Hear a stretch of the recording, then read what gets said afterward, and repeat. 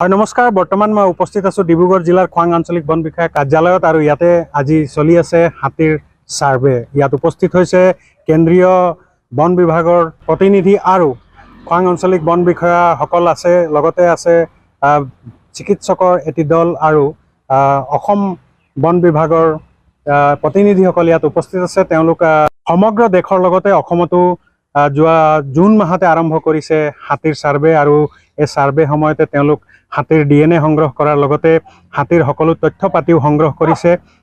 এই টিম আজি উপস্থিত হৈছে খোৱাং আঞ্চলিক বন বিষয়া কাৰ্যালয়ত আৰু চলাইছে এই সাৰ্ভে। যিহেতু 24 জুন 2024 চনত ভাৰতৰ সুপ্ৰিম কোৰ্টে ৰায়দান কৰিছিল যে ভাৰতবৰ্ষত যিমানখিনি হাতী আছে তাৰ সাৰ্ভে হ'ব লাগে আৰু তাৰ তথ্য আমাৰ হাতত হ'ব লাগে। আৰু সেই সুপ্ৰিম কোৰ্টৰ ৰায়দানৰ পিছতে বন বিভাগ তৎপৰ হৈ পৰিছে, হাতীৰ সাৰ্ভে কৰিছে, তেওঁলোকে ৰক্ত সংগ্ৰহ কৰিছে, DNA নিৰীক্ষণ কৰিছে, জোখ মাখ লৈছে আৰু সম্পূৰ্ণ তথ্য তেওঁলোক নিজৰ হাতত ৰাখিবলৈ যতন কৰিছে। ইতিমধ্যে আমি গম পাইছোঁ যে ভাৰতবৰ্ষৰ আটাইতকৈ বেছি 60% হাতী অসমত আছে আৰু বৰ্তমানলৈকে এই সাৰ্ভে কৰা দলে 360 হাতী বিভিন্ন উজনি অসমৰ বিভিন্ন জিলাত ইতিমধ্যে সাৰ্ভে সম্পূৰ্ণ কৰিছে আৰু তেওঁলোক জনাইছে যে আমাক সমগ্ৰ অসমতে 906 গৰাকী হাতী আছে আৰু তেওঁলোক পৰ্যায়ক্ৰমে বিভিন্ন জিলাত গৈ এনেধৰণে সাৰ্ভে চলাই আছে। আমাৰ লগত আছে হাতী লগত জড়িত এজন সংগঠনৰ বিষয়ববীয়া, আমি তেওঁৰ লগত এই সম্পৰ্কে পোনে পোনে হয় কথা পাতিম। আপোনাৰ পৰিচয়টো দিব। হয়, ধন্যবাদ। প্ৰথমতে মোৰ সাংবাদিক বিষয়ববীয়ালৈ মোৰ ধন্যবাদ থাকিল। আমাৰ অসমত সদৌ অসম হাতী ফান্দি ডিব্ৰুগড় জিলাৰ প্ৰেচিডেণ্ট মই শ্ৰী দিলীপ গগৈ। নমস্কাৰ। আজি খোৱাং ৰেঞ্জত বন্যপ্ৰাণী এই হাতী কেম্প কৰা হৈছে, আপোনাৰ তেজৰ নমুনা লোৱা হৈছে। আজি তিনিটা হাতী খোৱাং ৰেঞ্জত ডিব্ৰুগড় জিলা মোৰ প্ৰেচিডেণ্ট শ্ৰী দিলীপ গগৈ। অসমৰ এছিষ্টেণ্ট ছেক্ৰেটাৰী হিচাপে মই সদৌ অসম হাতী ফান্দি অল আছাম 5384 জন অসমৰ 13খন জিলাত লিষ্টেড অন্তৰ্ভুক্ত হৈ আছে।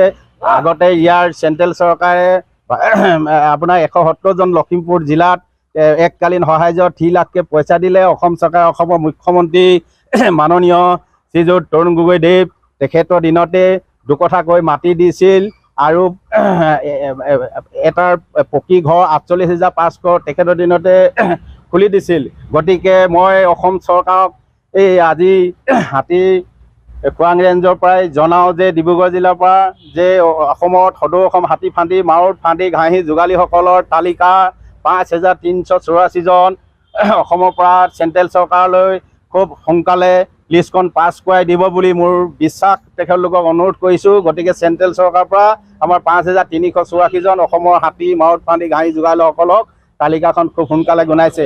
72 চনতে যেতিয়া বন্যপ্ৰাণী বন্ধ হৈ গ'ল, হাতী মহল বন্ধ হৈ গ'ল, তেখেতৰ হাতী যিবিলাক মাউত ফান্দি ঘাঁহি যোগালী আছে তেওঁলোক অশিক্ষিত তেখেতলোকৰ পৰিয়ালটো চলাবৰ কাৰণে চেণ্ট্ৰেল চৰকাৰ ভাৰতৰ প্ৰধানমন্ত্ৰী মনমোহন সিঙৰ দিনতে আইন প্ৰস্তুত কৰি 3 লাখকৈ টকা দিলে আৰু অসম চৰকাৰে অসমৰ মুখ্যমন্ত্ৰী মাননীয় তৰুণ গগৈদেৱৰ দিনতে এটা হাউচ বিল্ডিং আৰু এঘৰ দুখীয়া ঘৰ মানুহক পৰিয়ালক বনাই দিছিল, মাটি দুকঠাকৈ পতাসহ দিছিল। মই আশা ৰাখিছোঁ আজি 10 তাৰিখ 2024 তাৰিখে এই বন্যপ্ৰাণী খোৱাং ৰেঞ্জৰ পৰাই মই আজি সাংবাদিকক জনাওঁ যে অসমৰ 5384 জন মাউত ফান্দি ঘাঁহি যোগালীসকলৰ তালিকাখন খুব অতি সোনকালে দিল্লীলৈ প্ৰেৰণ কৰি আমাৰ ফাণ্ডটো মুকলি কৰি দিব বুলি মোৰ আশা ৰাখি মোৰ বক্তব্য ইমানতে সামৰণি মাৰিলোঁ। সাৰ্ভেৰ মানে মূল লক্ষ্য উদ্দেশ্য কি? এই সাৰ্ভে মূল উদ্দেশ্য হ'ল অসমত আপোনাৰ 900 কিমানজন হাতী আছে, 900 কিমানটা খুব সোনকালে তেজৰ গ্ৰুপ নমুনা ইয়াত এইটো আপোনাৰ মানে হেৰি কৰি দিয়া হৈছে, এইটো মানে ৰেণু কৰি দিয়া হৈছে, আপোনাৰ ৰেণু কৰা হৈছে। হয়, মই আপোনাক এই মুহূৰ্তত আপোনাক ধন্যবাদ জনাইছোঁ। সাৰ্ভে চলি আছে হাতী, কেনেকৈ আৰম্ভ হ'ল আৰু কি কাৰ্যসূচী? এইটো ঘৰচীয়া হাতী, আমাৰ পালিত হাতী বুলি কয়। পালিত হাতীৰ গণনা গোটেই ভাৰতবৰ্ষত হৈ আছে, তাৰে ফলস্বৰূপে আমি অসমতো কৰি আছোঁ আৰু এতিয়ালৈকে অসমত প্ৰায় আমি 350ৰ ওপৰত আজিৰখিনি লৈ 370টা মান হ'ল চাগে, আৰু আমাৰ প্ৰায় 500 মান হাতী থকাৰ এটা অনুমান কৰা হৈছে। গতিকে 900ৰ ওপৰত আমি হাতী থকাৰ ধাৰণা কৰিছোঁ অসমত পালিত হাতী। আৰু এই হাতীখিনিৰ আমি জোখমাখ লৈছোঁ, বাহ্যিক যিটো কৰিছোঁ, আৰু আন্তৰিক যিখিনি ইণ্টাৰনেল যিখিনি আছে ব্লাড সোৱাব লৈছোঁ, তাৰ জেনেটিকেল এইটো ওলোৱা হ'ব, DNA প্ৰফাইলিং কৰা হ'ব। হাতী যাতে ভৱিষ্যতে আৰু অবৈধ সৰবৰাহ নহয় বা হাতীৰ প্ৰকৃত গণনা হ'ব পাৰে, প্ৰকৃত তথ্য আমি ওলাব পাৰোঁ হাতীৰ, সেইটোৰ কাৰণে আমি এই প্ৰকল্প আৰম্ভ কৰিছোঁ। আৰু প্ৰকল্পৰ শেষত আমি ভাৰত চৰকাৰক ইয়াৰ তথ্য আমি দাখিল কৰিম আৰু তাৰ এটা সঠিক তেওঁলোকে সংখ্যা গোটেই ভাৰতবৰ্ষত বন্দিত হাতী, পালিত হাতী যিখিনি মানুহৰ লগত আছে, বিভাগীয় হওক বা ব্যক্তিগত হওক, সেইখিনি হাতীৰ আমি তথ্য উলিয়াম। আৰু তেনেকৈ ইতিমধ্যে প্ৰাকৃতিকভাৱে যিবিলাক হাতী আছে, বনৰীয়া হাতী, সেইবিলাকৰ সংখ্যা ইতিমধ্যে ভাৰত চৰকাৰে প্ৰকাশ কৰিছে। আৰু এই দুয়োটা সংখ্যাৰ লগ লগাই হাতী, ঘৰচীয়া হাতী, এছিয়ান এলিফেণ্ট বুলি যিটো কোৱা হয়, কিমান ভাৰতবৰ্ষত আছে তাৰ এটা গণনাৰ প্ৰকৃত তথ্য আমাৰ হাতত থাকিব। আৰু সংৰক্ষণত আকৌ লগতে অবৈধ সৰবৰাহ এইবিলাক বন্ধ কৰা হ'ব ইয়াৰ পিছত। কেতিয়াবা আৰম্ভ কৰিলে আৰু কেতিয়ালৈকে সামৰণি কৰিব? এইটো আমি মে' মাহৰ পৰা কৰিছোঁ, ছেপ্টেম্বৰৰ প্ৰথম সপ্তাহত এইটো শেষ হ'ব। আমি গোটেই অসম ফুৰিব লাগিব। এতিয়া উত্তৰ অসমত হৈ গ'ল আৰু আপাৰ অসমত এইখিনি কৰি থকা হৈছে। ছেপ্টেম্বৰত শেষ হ'ব ইয়াৰ গণনা। এই অভিযানত মানে হাতী মালিক হওক বা তেওঁৰ লগত জড়িত মাউত যিবিলাক আছে, তেওঁলোকৰ কিবা উপকৃত হোৱা কিবা আঁচনি আছে? নিশ্চয় উপকৃত হোৱাৰ কাৰণে ভাৰত চৰকাৰে এই গণনাটো কৰিছে। ইয়াতে আমি মোৰ লগত বিশেষকৈ ভেটেনেৰী টীমো আছে, তেওঁলোকে হাতীৰ অসুখ হৈছে, কিবা বেমাৰ আজাৰ হৈছে, সেইবিলাকৰো আমি ঔষধ পাতি কৰিছোঁ, দিছোঁ কিছুমানক। আৰু যিখিনি ইয়াত পৰা নাই, সাধাৰণভাৱে পৰা নাই, সেইখিনিৰ কাৰণে আমি উন্নত চিকিৎসাৰ কাৰণেও আমি ভাৰত চৰকাৰক দাখিল কৰিম তথ্য। তেওঁলোকে সেইমতে সেই ব্যৱস্থা ল'ব হাতীৰ উপকাৰৰ কাৰণে। আৰু মাহুতসকলৰ বা হাতীৰ মালিকসকলৰ তেওঁলোকৰো উপকাৰ সাধনৰ কাৰণে চৰকাৰে ইতিমধ্যে কিছু আঁচনি লৈছে, কিছু আঁচনি ইতিমধ্যে লৈছে, আৰু তাৰে আকৌ এটা মূল আঁচনি তেওঁলোকে এটা ল'বৰ কাৰণে আমাক নিৰ্দেশনা দিছে। তাৰো আমি তথ্য সংগ্ৰহ কৰি আছোঁ।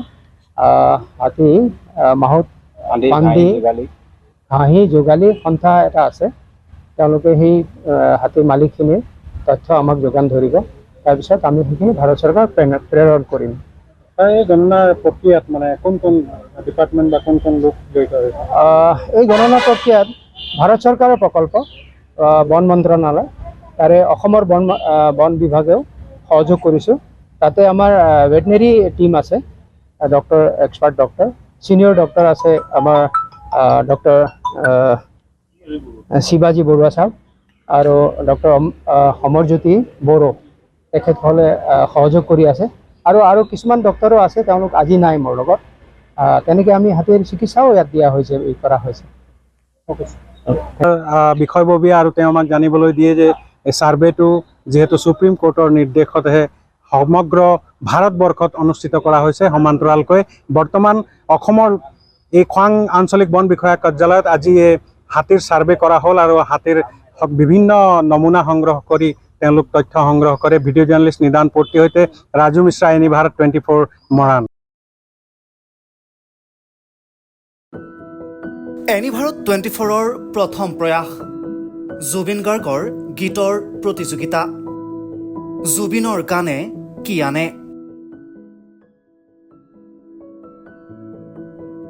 অডিশ্যনৰ বাবে যোগাযোগ কৰক 8638661821 আৰু 8812831556 নম্বৰত। এনি ভাৰত 24 উদ্যোগত এটা নতুন সংগীতৰ প্ৰতিযোগিতা আয়োজন কৰা হৈছে, য'ত মোৰ গানৰ প্ৰতিযোগিতা হ'ব। আপোনালোকে তাত প্ৰতিযোগী হিচাপে আহিবলৈ পাৰিব আৰু মোৰ ফালৰ পৰা আন্তৰিক শুভকামনা জনাইছোঁ। আৰু অনুষ্ঠানটোৰ নাম হৈছে গানে কি আনে। সকলোকে মৰম জনাইছোঁ, সকলোৱে আহক, ইয়াত অংশগ্ৰহণ কৰক। Thank you very much. Love U.